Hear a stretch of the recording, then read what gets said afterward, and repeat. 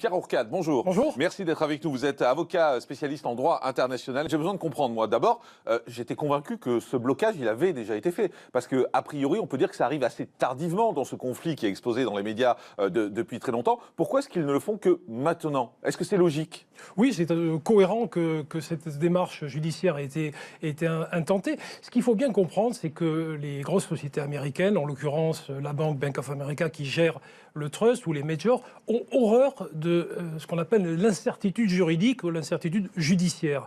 Et donc, c'est la raison pour laquelle, d'après les informations dont nous disposons, les majors ont décidé d'arrêter de verser des royalties donc à Laetitia Hallyday, puisque c'est elle qui perçoit 75% de ces royalties. Mais pour être très concret, ça veut dire que l'argent qui provient de la vente des disques, il va directement dans le trust, a priori. Ça c'est ce qui était prévu. Mais les majors ont décidé de ne pas verser cet argent. C'est ce que vous nous expliquez. Les majors se disent, il y a des échéances judiciaires. Alors, en l'occurrence, le tribunal de grande instance de Paris le 27 novembre, et puis le tribunal de grande instance de Nanterre le 30 novembre. Donc, en attendant, wait and see. Voyons ce que les juges vont décider. Au risque d'avoir une décision judiciaire qui irait à l'encontre de ce que les majors, c'est-à-dire les majors versent des royalties, et puis un tribunal vient leur dire non, il fallait le geler.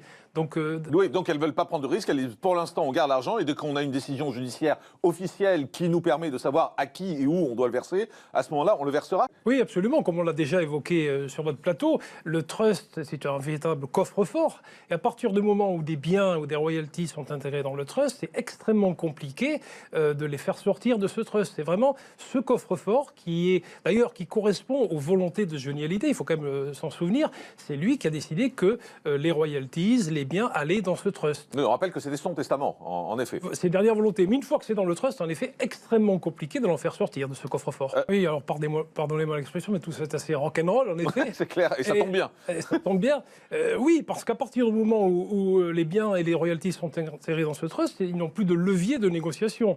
Donc la bonne nouvelle pour Laura et David, c'est que les majors ont dit wait and see, dans l'expectative, nous gelons le versement des royalties à Laetitia Hallyday. Ce qui ne veut pas dire que plus tard, d'ici la fin de l'année, ils décident, au vu des décisions judiciaires qui vont être rendues, de verser ces royalties à Laetitia, puisqu'on sait que 800 000 à 1 million d'euros, ça correspond par an. Par an, ouais, c'est ça. Donc, mais il y a quelque chose qui est étonnant quand même dans tout ça, c'est le silence, j'ai envie de dire, du fisc. Alors, le fisc français ne s'est pas manifesté, mais vous pouvez être sûr que les juristes de Bercy jettent un œil attentif à ce dossier et que le moment venu, ils seront prompts à essayer de prendre leur part. Et ce n'est pas anodin, puisque si la succession est uniquement réglée en Californie, alors le fisc français ne pourra pas prélever d'impôts sur ce trust. Et il va perdre beaucoup d'argent, le fisc. Et il va perdre beaucoup d'argent. Et il faut aussi noter que Johnny Hallyday avait beaucoup de dettes. Donc on parle de 30 à 40 millions de son actif, avec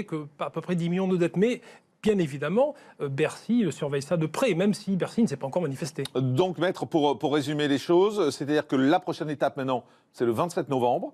Donc, le 27 novembre, il va être décidé quoi concrètement?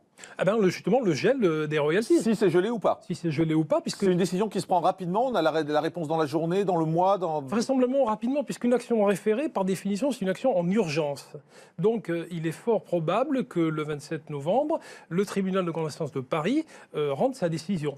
Décision susceptible d'appel. Donc, ce qui complique encore plus le débat judiciaire. Et donc, 3 jours plus tard, le 30 novembre, cette fois, ce sera pour savoir si c'est la loi française ou la loi américaine qui s'applique. Oui, alors là, on pourrait se heurter à un véritable imbroglio judiciaire, parce que le tribunal de grande instance de Nanterre pourrait dire le 30 novembre, oui, je suis compétent, mais j'applique la loi californienne. Ah, c'est possible, ça? Absolument, et ça s'est déjà vu de multiples reprises. Alors vous imaginez un juge californien saisi, un juge français qui dit je suis compétent, mais on ne saura pas le 30 novembre s'il décide d'appliquer le droit californien.